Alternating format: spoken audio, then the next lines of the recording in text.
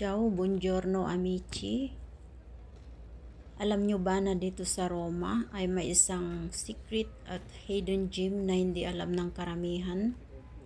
Ito ay ang Copide neighborhood or Quartiere Copide, named after the architect Gino Copide.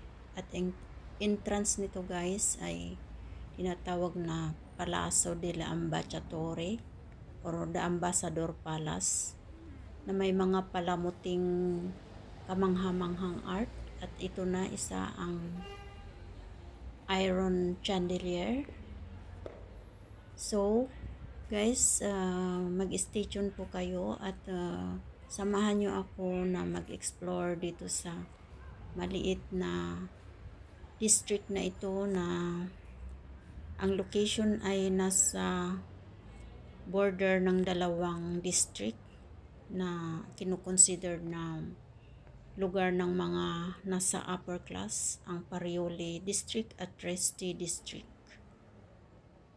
Picturesque at artistic ang mga pagkakagawa ng mga buildings dito. Ang mga decorations at style ng mga buildings ay mix Nouveau Art, Art Deco, Baroque, Greek at Medieval style, as well as Gothic. Antoni Gaudí as in Barcelona at Gino Copidi as in Rome.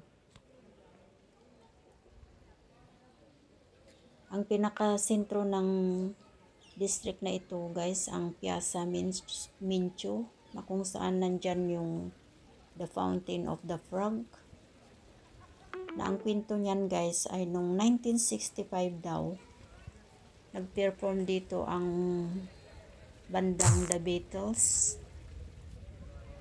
sa may Piper Club, na hanggang ngayon ay nag-ooperate sila. At nagawi daw sila dito at dito sila nag-take a bath. Pero nowadays, hindi recommended na mag-take a bath ang sino man sa alinman sa mga fountain dito sa Rome.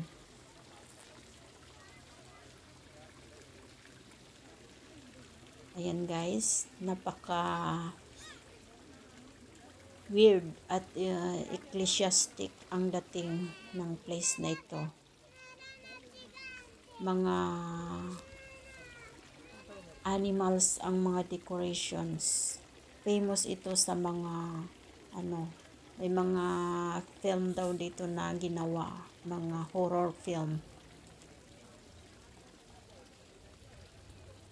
Diyan sa may next building na tinatawag nila na the Spider Building.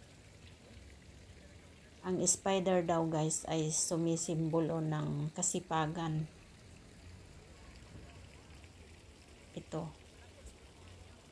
At hindi lang spider ang makikita sa building na yan, yung mga kakaibang columns niya. At may mga malalaking head lions. Ayan yung spider.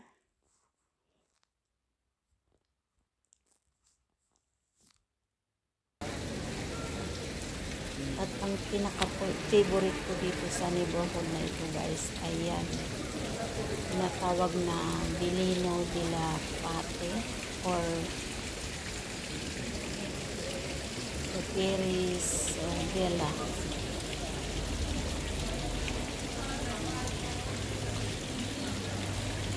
Ayan, pinaghalong mosaic at kung ano-anong mga decorations na inspired ng pinaghalong symbol ng Rome, Venice at Florence. Bali, private property yan.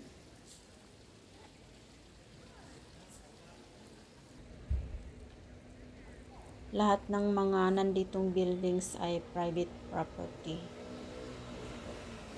May schools at ito yung embassy ng Morocco.